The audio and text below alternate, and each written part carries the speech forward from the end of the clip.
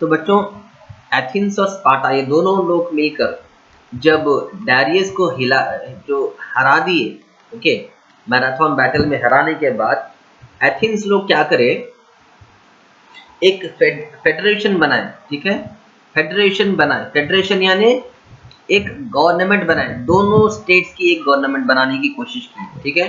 Athens और Sparta दोनों को मिलाकर एक हुकूमत बनाए ताकि एक दोनों का स्टेट अलग अलग ना रहे बल्कि एक स्टेट बन के रहे, हम सब लोग एक साथ मिलकर रहें। अगर हम सब लोग एक साथ मिलकर रहेंगे तो हम एक ताकत बन के रहेंगे, हमारे लिए बहुत फायदा है। ये सोचकर एथेंस ने एक फेडरेशन क्रिएट किया, फेडरेशन यानी एक गवर्नमेंट बनाई। ये बात स्पार्टा के लोगों को बहुत खराब लगी, बहुत बुरी लगी और उन्हें बहुत गुस्सा आया, जिसके वजह से स्पार्टा में और एथेंस में दुश्मनी पैदा हो गई।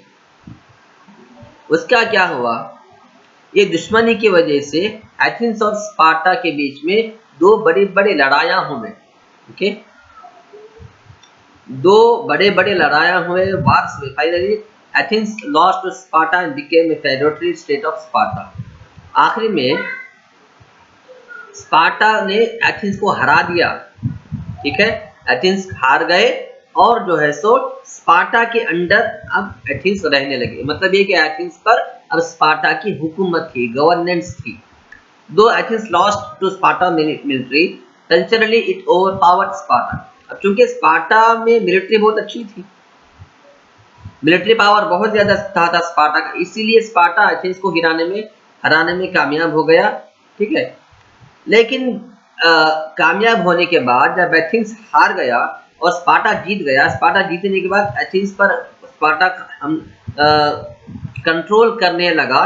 लेकिन यहाँ वहाँ का जो कल्चर है,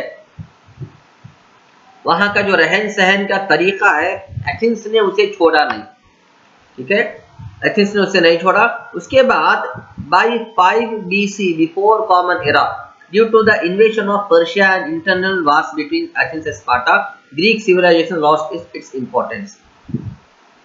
ये आपसी लड़ाइयों रंजिशों के बीच वजह से, आपसी लड़ाइयों के वजह से एथेंस के बीच के और स्पार्टा के बीच के और दूसरे जितने भी स्टेट्स थे ग्रीक के, सारे छोटे मोटे लड़ाइयों की वजह से दुनिया में इनका नाम बदनाम होता गया। इस वजह से ये लोगों ने अपनी अहमियत गंवा दी। अब आइए रिलीजन के बारे में जब बात करेंगे तो Greek gods like human beings had desires and aspirants. Greeks believed that these gods resided on the Olympus mountains.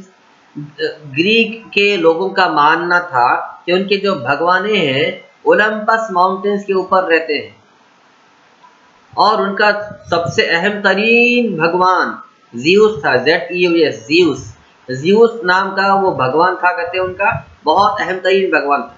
और उनकी बीवी हीरा थी, उनके भगवान की बीवी उसका नाम हेरा था, हेरा। इसके अलावा भी अपोलो की वर्शिप करते वो लोग, एफ्रोडाइट की वर्शिप करते, एरिस और दूसरे भगवानों की वर्शिप करते, ठीक है। Athena was the patron goddess of Athens city, ठीक है। एथेंस लोग अक्सर एथेना की पूजा करते थे, उन्हें वो अपना घर का भगवान मानते थे। एथेंस के लोग जो है एथेना को अपने घर का भगवान मानकर एथेना की पूजा करते। ज़्यूस भगवान की भी टेंपल थी जो कि ओलंपिया में लोग आज भी शायद वो मौजूद है। All the ancient states participated in Olympic games held at Olympia. यहाँ पे ओलंपिया बोल के एक मुकाम का नाम है, वहां पर एक ज़्यूस की टेंपल है। इस टेंपल में साल में एक मतलब बहुत बड़ा फंक्शन होता है। उस फंक्शन में क्या होता है, अलग अलग तरह के गेम्स खेले जाते हैं, ठीक है। वही गेम्स आज ओलंपिक्स के तौर पे हम खेलते हैं। ओलंपिक गेम्स में सुने आप नाम, ओलंपिक्स गेम्स वही नाम है जो ज़्यूस टेंपल के पास साल में एक मरतबा ओलंपिया प्लेस में खेले जाते थे, ठीक है।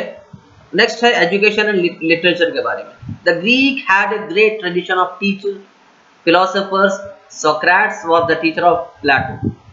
Plato was the teacher of Aristotle. Alexander, the king of Macedonia, was the illustrious student of Aristotle. Greek में कि लोगों में पढ़ने लिखने का बहुत शौक था। ठीक है, सोक्रेट्स, ये प्लेटो जो कि बहुत बड़ा साइंटिस्ट है, इनके उस्ताद सोक्रेट्स हैं, प्लेटो के टीचर सोक्रेट्स हैं। ठीक है स्टूडेंट्स, ये पॉइंट्स बार बार मैं रिपीट कर रहा हूं ताकि आप अच्छी तरह सुने, अच्छी तरह याद रखिए। ठीक है, सोक्रेट्स के स्टूडेंट कौन है? प्लेटो। और प्लेटो का स्टूडेंट कौन है? अरिस्टोटल। ओके, मतलब ये हुआ कि अरिस्टोटल ने एजुकेशन लिया प्लेटो से, प्लेटो ने एजुकेशन लिया सोक्रेट्स से। उसके बाद ये जो अरिस्टोटल था, इसने एजुकेशन दिया अलेक्जेंडर को। ठीक है, अलेक्जेंडर, ये अलेक्जेंडर कौन था? मैकेडोनिया का बादशाह था, मैकेडोनिया का किंग था। ठीक है, यहाँ पे अब हिरार्की देखेंगे। पहले सोक्रेट्स है, उसने एजुकेशन दिया प्लेटो को और प्लेटो बना सोक्रेट्स का स्टूडेंट। प्लेटो ने एजुकेशन दिया अरिस्टोटल को और अरिस्टोटल बना प्लेटो का स्टूडेंट, और अलेक्जेंडर बना अरिस्टोटल का स्टूडेंट। ठीक है, Plato had founded a learning institution named Academy. ठीक है, प्लेटो ने क्या किया? एक छोटा सा एजुकेशन इंस्टीट्यूशन खोला, छोटा सा स्कूल खोला। उस स्कूल का नाम उसने क्या रखा? एकेडमी रखा, academy. Aristotle founded a learning centre by name Lyceum. Okay, Lyceum. Aristotle जो कि प्लेटो का स्टूडेंट था, उसने एक स्कूल खोला जिसका नाम है लाइसियम। लाइसियम एक ग्रीक वर्ड है जिसका माना है पढ़ने लिखने की जगह। ठीक है, आज जिस पढ़ने लिखने की जगह को हम क्या बोलते हैं? स्कूल बोलते हैं। वही स्कूल को वो लोग लाइसियम कहते थे। ठीक है, Demosthenes was a great orator. Demosthenes was a great orator. अब ओरेटर का मतलब क्या? ओरेटर मतलब बयान करने वाला, स्पीच करने वाला, भाषण देने वाला, लेक्चर देने वाला, उसे ओरेटर कहते हैं। तो डेमोस्थेनेस बहुत अच्छा वास और तकरीर करता था। Homer the blind poet wrote two great epics, Iliad and Odyssey. Homer ये कौन था? एक अंधा आदमी था जो कि पोएम्स लिखता था, शायर था तो शायर, लेकिन अंधा था। अंधा होने के बावजूद भी होमर जो है दो बड़े बड़े पोएम्स लिखा। उसका नाम क्या है? Iliad, ILIAD, Iliad and Odyssey, ODYSSE, ओडिसे।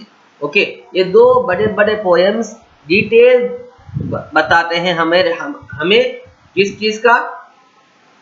कि ग्रीक किस तरह आगे बढ़ता रहा, ग्रीक कंट्री में किस तरह तरक्की होते गई, ग्रीक कंट्री में किस तरह लोग आके रहना बसना शुरू किए। उसने ये सारा डिटेल्स पोएम्स के तौर पर सेव किया। उसका नाम, पोएम्स का नाम है इलियाड एंड ओडिसे। और इलियाड जो पोएम है उसमें क्या है?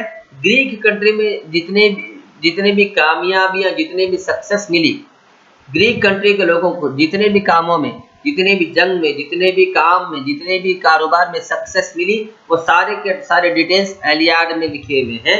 इसी तरह Troy city and the Odyssey narrates the journey and adventure of Greek hero Odysseus while coming back from the victorious battle of Troy.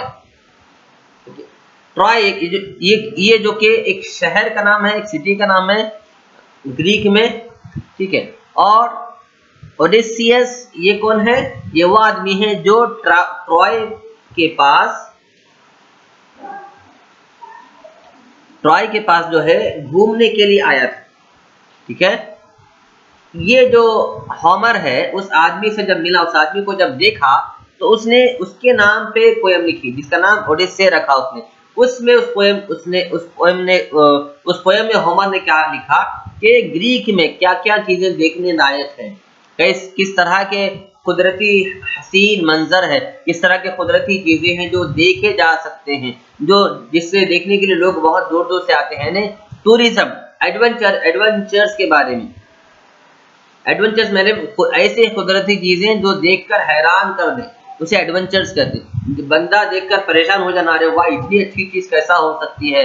तो कुदरती तौर पर बेहतरीन चीजें और घूमने फिरने की जो चीजें, सारे के बारे में डिटेल्स होमर ने ओडिसे में नरेट किया यानी लिखा। तो ये दो एपिक्स थे।